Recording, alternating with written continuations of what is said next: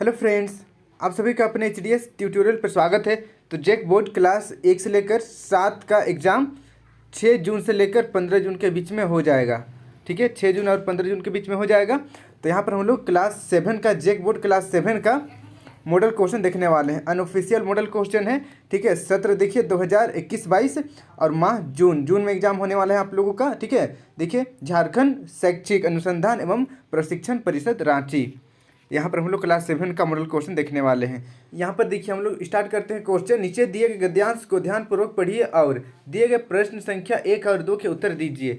यहाँ पर एक पैसेज दिया हुआ है, इस पैसेज को पढ़ना है और नीचे पहला और दूसरा नंबर का आंसर बताना है। पैसेज को आप पढ़ लीजिएगा, वीडियो को रोक कर पैसेज को अच्छी तरीके से पढ़ लीजिए। मैं डायरेक्ट क्वेश्चन पर आ रहा हूँ। देखिए क्वेश्चन है, दुनिया में किस तरह के बच्चे नहीं होते हैं? पहला ऑप्शन है विद्यालय जाने वाले, दूसरा खेलने वाले, तीसरा हमेशा झगड़ने वाले, चौथा कभी कभी झगड़ने वाले।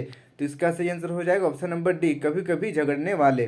फिर देखिए सेकंड क्वेश्चन, लेखक के अनुसार बच्चों को दूसरे किसी भी देश में किस तरह जाना चाहिए?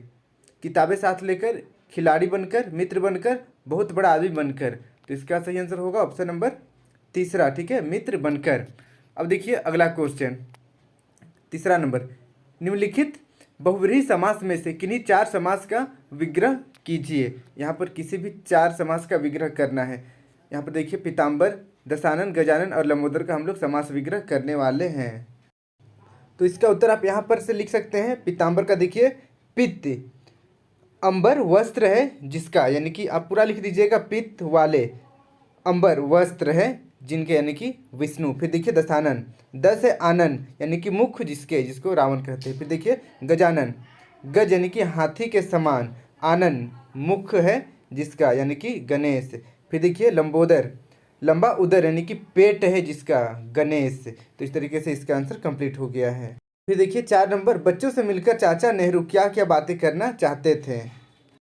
उत्तर इस प्रकार आप लिखिएगा, बच्चों से मिलकर चाचा नेहरू इस सुंदर संसार की बातें करना चाहते थे जिसमें फूलों, पेड़ पौधों, चिड़ियों, जानवरों, आसमान के तारों, पर्वत पहाड़ों, झरनों, हिमनदों और उन सब आश्चर्यजनक चीज़ों की बातें हों जिन्होंने हमें चारों ओर से घेर रखा है। तो ये इसका आंसर कंप्लीट हो गया है। इसे आप लिख लीजिए और याद कर लीजिएगा। देखिए 5 नंबर, निम्नलिखित पंक्तियों का अर्थ स्पष्ट कीजिए। यहाँ पर जो पंक्ति दिया हुआ है पद से, ठीक है, पद से पंक्ति दिया हुआ है, इसका आशय स्पष्ट करना है। तो इसको आप एक बार जरूर पढ़ लीजिएगा वीडियो को रोक करके। तो हम लोग इसका डायरेक्ट आंसर देखते हैं।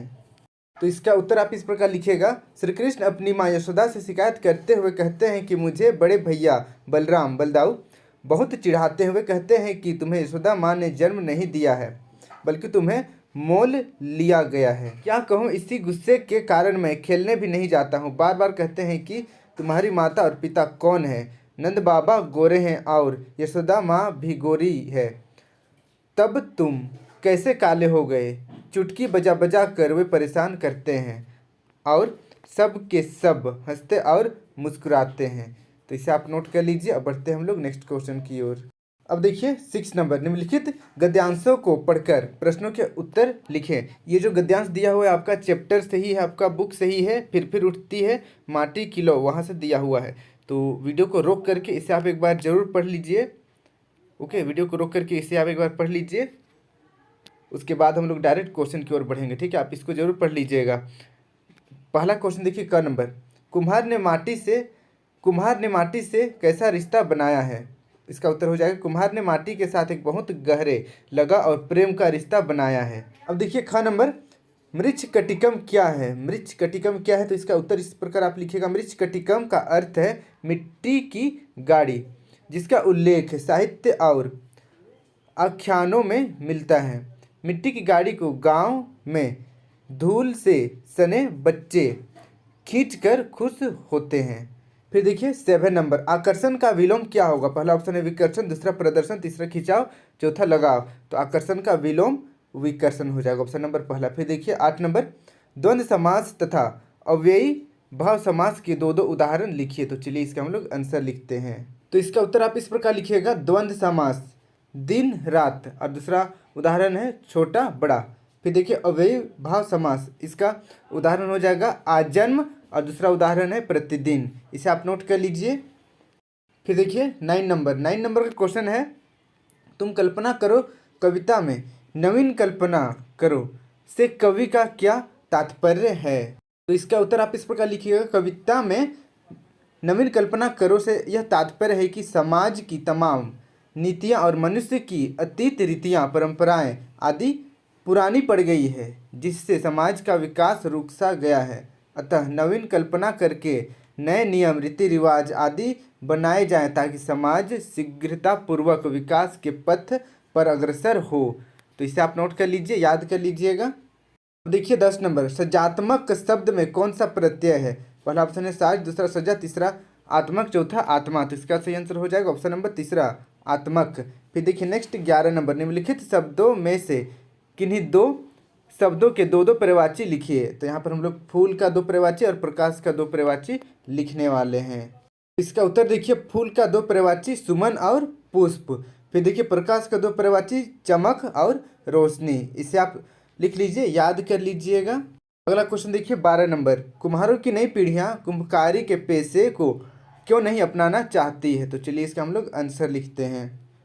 तो इसका आंसर इस प्रकार आप लिखिएगा, कुम्भकारों की नई पीढ़ियां कुम्भकारी के पेशे को इसलिए नहीं अपनाना चाहती है कि इस पेशे में विशेष लाभ नहीं होता। मिट्टी के बर्तनों और मिट्टी से बनाई गई चीज़ों की कीमतें बढ़ी तो है, बहुत ज़्यादा नहीं।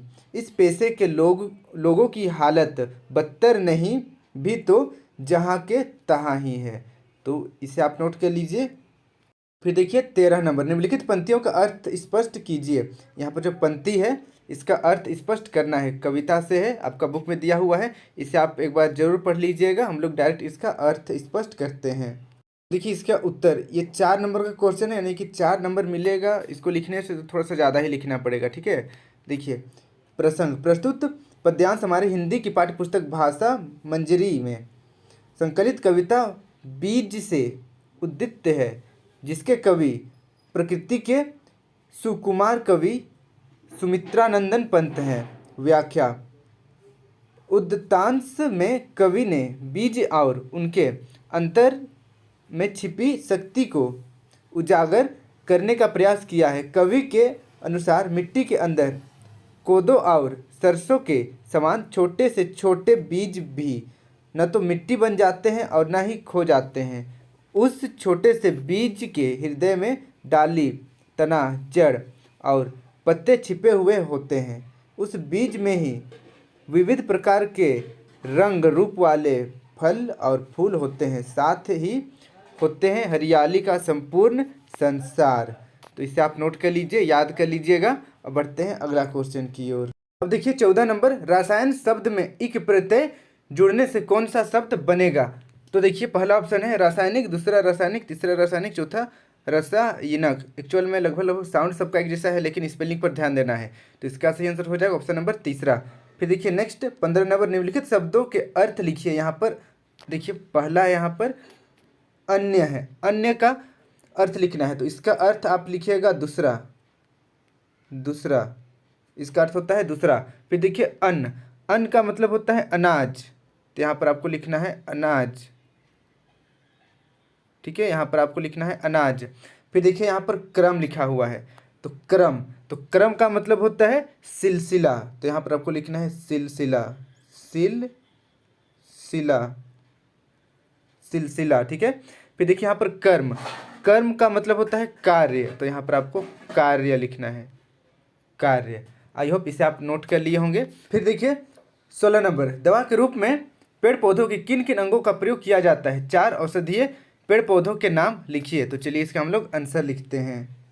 तो इसका उत्तर आप इस प्रकार लिखिएगा, दवा के रूप में पेड़ पौधों की जड़, तना, छाल, पत्ते, फूल, फल, बीज आदि अंगों का प्रयोग किया जाता है। और 4 औषधीय पौधा का नाम लिखना है। पहला लिखिएगा आप नीम, पहला आप लिखिएगा नीम, दूसरा लिखना है तुलसी, तुलसी, तीसरा हल्दी, हल्दी, और चौथा आप लिख सकते हैं अदरक, अदरक। ये 4 औषधीय पौधे हैं, इसे आप लिख लीजिए। अब बढ़ते हैं हम लोग अगला क्वेश्चन की ओर। अगला क्वेश्चन देखिए 17 नंबर। अपने गुरु की मृत्यु की खबर सुनकर खुसरो ने क्या किया? तो ये क्वेश्चन 4 नंबर का है, ठीक है, यहाँ पर मिट गया है, ये 4 नंबर का क्वेश्चन है। तो देखिए इसका उत्तर, अपने गुरु की मृत्यु की खबर सुनकर अत्यंत व्यथित होते हुए खुसरो ने अपने कपड़े फाड़ डाले, मुख पर राख मल ली और अपने पीर की समाधि पर जाकर रोते हुए अपना दोहा पढ़ने लगे। गौरी सोवे सेज पर, मुख पर डाले केस, चल खुसरो घर आपने, रेन भई चहु देह। तो इसे आप नोट कर लीजिए। अब बढ़ते हैं हम लोग अगला क्वेश्चन की ओर। अगला क्वेश्चन देखिए 18 नंबर। रोग निरोध क्षमता से हमारा क्या तात्पर्य है? तो इसका आंसर इस प्रकार लिखिएगा, रोग निरोग क्षमता से तात्पर्य है ऐसी क्षमता जिसके कारण हम बीमार ही ना हो या बीमारी से लड़ने की क्षमता हमारे शरीर के अंदर विकसित हो, इसे कहते हैं रोग निरोध की क्षमता। सभी को आपको लिख लेना है अपनी नोट कॉपी पर और याद कर लेना है। फिर देखिए 19 नंबर का क्वेश्चन, हम जब कोई बीज मिट्टी में डालते हैं तो उसका क्या परिणाम होता है? तो इसका उत्तर इस प्रकार लिखिएगा, ये आपका 2 नंबर का होगा, ठीक है, 2 नंबर का क्वेश्चन है। तो देखिए, हम जब कोई बीज मिट्टी में डालते हैं तो वह सुषुप्त अवस्था से जागकर अंकुर के रूप में फूट पड़ता है, वहीं अंकुर बाद में विशाल वृक्ष के रूप में परिणत हो जाता है। अब बढ़ते हैं हम लोग अगला क्वेश्चन की ओर। अगला क्वेश्चन देखिए 20 नंबर। सोन जूही की लता के नीचे गिल्लू को समाधि क्यों दी गई? तो इसका उत्तर हो जाएगा, सोन जूही की लता के नीचे गिल्लू को समाधि इसलिए दी गई कि वह अक्सर सोन जूही की पत्तियों में छुपकर लेखिका को चौंकाने का प्रयास करता था। संभवतः सोन जूही की लता उसे अधिक प्रिय थी। अब बढ़ते हैं अगला क्वेश्चन की ओर। 21 नंबर का क्वेश्चन देखिए, ये 3 नंबर का है, ठीक है। जब रासायनिक उर्वरक और कीटनाशक का चलन नहीं था तब किसान किस प्रकार के खाद का प्रयोग करते थे? तो इसका उत्तर हो जाएगा, तब किसान नीम, सिंधु और करम पेड़ की डालियां कीटनाशक के समान खेतों में गाड़ देते थे। पहले खाद की जगह कंपोस्ट और गोबर का प्रयोग किया जाता था, इससे जैव आवर्धन एवं पर्यावरण संतुलित रहता था। इसे आप नोट कर लीजिएगा, कॉपी में लिख लीजिएगा और याद कर लीजिएगा। फिर देखिए नेक्स्ट 22 नंबर, ये आपका 4 नंबर का क्वेश्चन है। यदि कलम का आविष्कार नहीं होता तो क्या होता? तो इसका उत्तर हो जाएगा, यदि कलम का आविष्कार नहीं हुआ होता तो संभवतः मानव जाति का ऐसा विकास संभव नहीं होता। मानव जाति के विकास में कलम का योगदान अतुलनीय रहा है। यदि कलम नहीं होता तो मानव सभ्यता वर्तमान काल के मुकाबले कहीं ज़्यादा पिछड़ी होती।